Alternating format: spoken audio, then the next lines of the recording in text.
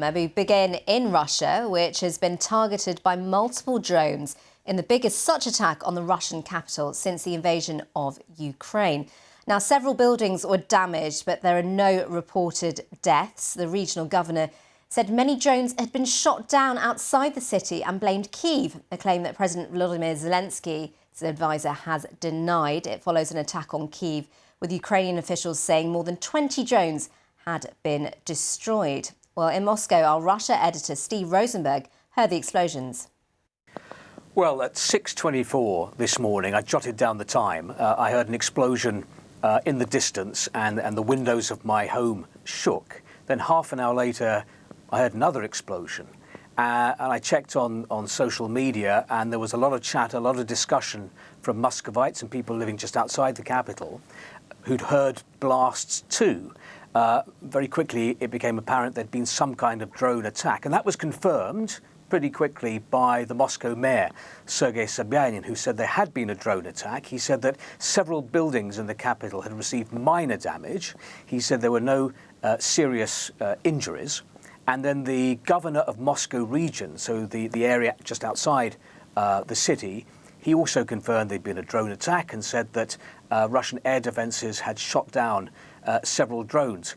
How many drones are we talking about here? Well, the Russian Defense Ministry a short while ago issued a statement saying there'd been what it called a terrorist drone attack organised by the Ukrainian authorities on Moscow. It said that 8 drones were used in this attack, and it claimed that they'd all been neutralised by Russia. It said 5 of them had been shot down by air defence systems and 3 had been neutralised by electronic means.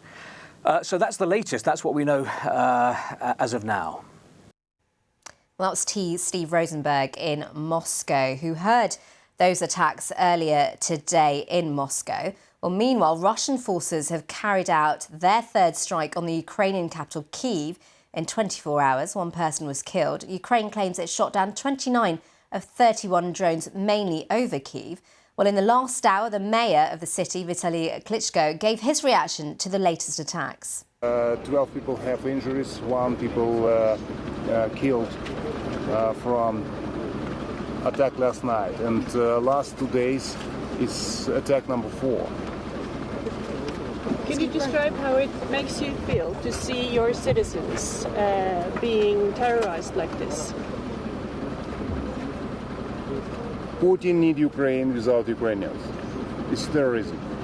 It's everyone, yes, of course, worry about that, and Russians want to bring depression to our people. Instead, depression, people very angry. That was the mayor of Kyiv. We can cross now live to Kyiv, where Olesia Vasilenko is, a Ukrainian MP and chair of the UK-Ukraine Friendship. Thank you very much for joining us. A difficult night for you. Indeed, one of the most terrifying nights, I would say, in a long time. Just explosions going off every couple of minutes, and in the middle of the night, you don't really know where they are and where the debris are going to fall. So it's been quite an intense night for many Kyivites here. We've been hearing a lot in the last few weeks of the sort of an up in the frequency in the attacks on the capital in Ukraine. Yes, this has been one of the other almost 20 attacks on the capital over just the last month.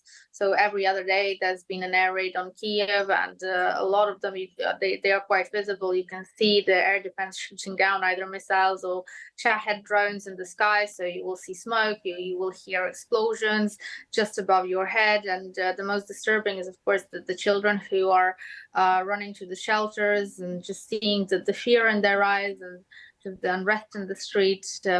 Despite this being the 461st day of the all-out escalation of Russia's aggression, we have become used to it, but it's impossible to fully become used to the anxiety and the fear that is brought on with explosions just happening right above your head. Leslie, we heard from your mayor, Vitaly Klitschko, a bit earlier on, and he spoke about people using air raids more and advised residents of Kyiv to do so.